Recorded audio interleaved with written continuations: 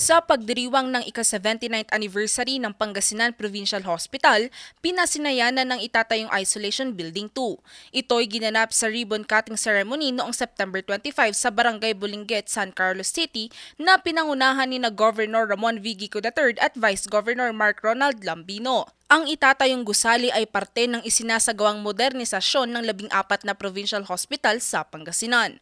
Lubos naman ang pasasalamat dito ni Dr. Cipriano Fernandez, Chief of Hospital ng Pangasinan Provincial Hospital dahil mas marami pang mga Pangasinense ang matutulungan ng pagamutan.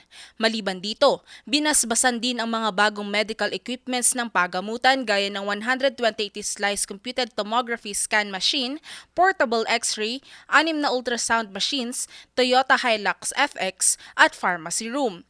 Dahil kalusugan ng isang programang tinututukan ng administrasyon ni Governor Ramon V. Gico III, titiyakin daw niyang patuloy ang pagbibigay serbisyo ng pamalaang panlalawigan. Binigyang diin din niya ang kahalagahan ng Government Unified Incentives for Medical Consultations o GConsulta program kung saan ang mga Pangasinenseng magpaparehistro sa e-konsulta ay makakatanggap ng cash incentives. Ang nasabing programa ay dinaluhan ni First Lady Ma Antuazon Gico, 3rd District Board Member Vicky Ventanilla, Board Member Dr. Sheila Baniked, Provincial Legal Officers, Chief of Hospitals, Department Heads at mga kawani ng Pangasinan Provincial Hospital.